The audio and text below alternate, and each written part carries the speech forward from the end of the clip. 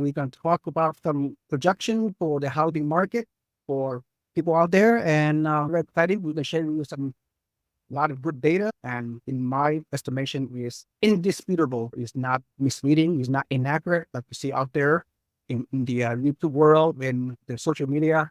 There's a lot of misinformation out there. So we're going to debunk any myth about the housing market. And hopefully you guys enjoy our educational content. This is Seewing Yee. My co-host is Julie. Let's do our best to talk about what's going on in today's housing market, and that's pretending with a crystal ball and see where we go. As we look into the Redfin, very popular resource that a lot of people use, Redfin, it shows that year to date, the number of supply of inventory nationwide on 400 metros that they cover, Redfin.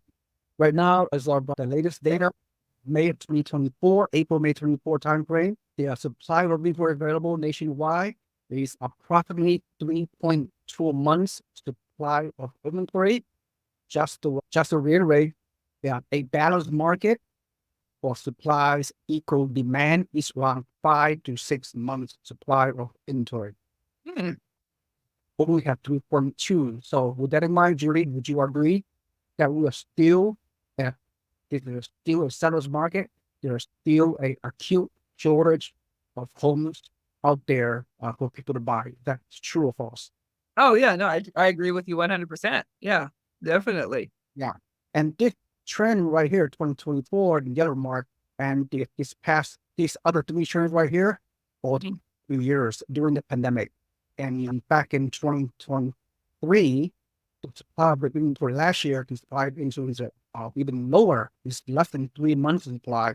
And then in 2021 and 2022, we have the lowest supply in the history of mankind, and like 2 months supply of inventory during the housing boom 2021 and part of 2022. Yes. Wow.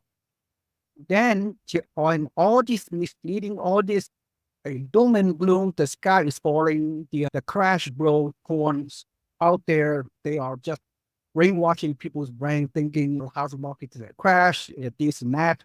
At the end of the day, as we reflect back in the past 4 years, ever since the onset of the pandemic, Wow. are so resilient and nationwide still continue to go up. Think about it, Julie. Think about this scenario. Back in 2021, and at the height of the pandemic, the Federal Reserve lowered the mortgage rate to all the way down to what, 3%, 5%. Yes. And a lot of people were able to qualify to buy a home, and the home price was skyrocketing 30, 50, 100% in a mere few years in certain. Yeah. When people refinance 3 years ago to this low historical rate, 2.5 to 3%, which is absolutely mind-boggling. And now the Federal Reserve in the past few years have raised the mortgage rate from around 3% on the average to all the way up to 8% last October 2023. And now currently, as we speak, we're down to like 7.1% today, according to Mortgage News Daily in May 2024. And yet, even though the mortgage rate has tripled, the 30-year fixed rate mortgage have tripled in the past 3 years, and yet housing prices have not gone down. Isn't that amazing? Isn't that amazing? Yeah. Look at the numbers. The numbers don't lie. History doesn't lie. And I think it's amazing that you made the point about in 2021, at the height of the pandemic, it looked like housing took a huge jump. And so even the world was scared to go outside, but people were still buying houses. Yeah.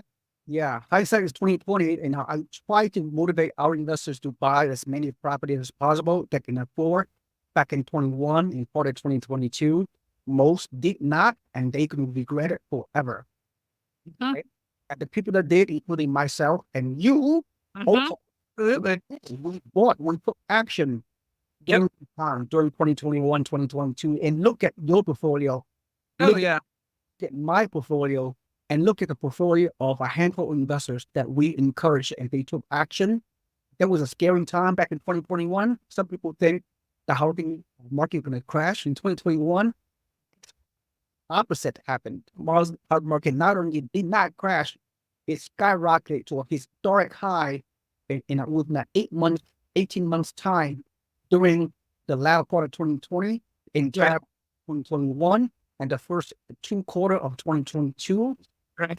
Just depending on what market, what city, what area, 30, 50 to 100% appreciation. Yes, it's like I'm just so thankful that we got in when we did, because I think we closed our first house mid-year 2021, and then I think we closed our last one 2023. What are we in 2024? Yeah, 2023 of like January, February. And so that specific market or that time frame that you're talking about is exactly when we were doing our buying. Yeah. And so I just feel so blessed to be able to have taken advantage of that, because now we're seeing the fruit of it. Now we're just sitting, holding, receiving the rents, and taking advantage of the appreciation of the properties. Okay, Julie. Yeah, even though you bought a property in Buffalo and Niagara Falls, people think that those kind of Midwest market would never increase in value. And in the pandemic times, it did. Okay, we don't know about the future beyond today. Even your portfolio have increased 20, 30%, even more appreciation in the past 3 years. Absolutely. You're And absolutely. rents increased at least 15, 20%. I actually remember people don't really think about Buffalo or Niagara Falls or is that a market to invest in. But I just remember about a year and a half ago, while we were in the midst of buying these properties, there were lines going around the corner just to buy one house in Buffalo. So yeah, so people don't think like, oh, Buffalo's not a sexy area. Why would I go to Buffalo? But a lot of people were, because it was so affordable. Yeah, by the way, in case a lot of people did not know, yeah, Zillow just created this. They have a chart earlier a few months ago of the top 20 housing market growth in the country. And I believe Buffalo is number one. I think you're right. I think you're right. I think I just read that recently. Yeah. A lot of people don't know that. So we know that. We have a great team in Buffalo and all that. But look, the pandemic, many markets have achieved appreciation and what have you. But not just Buffalo and Niagara Falls. A lot of investors who bought in Texas and Florida and North Carolina, the turnkey cash flow home 2 3 years ago, they experienced same amazing returns. Similar to Right. just discussed. So what the people there, the people that didn't buy 3 years ago, or they can say could have, should have, would have, and every year I've been doing this for 20 years. Every year, it doesn't matter. Like 2010, at the beginning of the upcycle, right after the housing crash of 2008. I was doing this the whole time, myself and my investors. I tell people, look, the price is at the lowest point in history. Buy, because the price, you get such an amazing discount.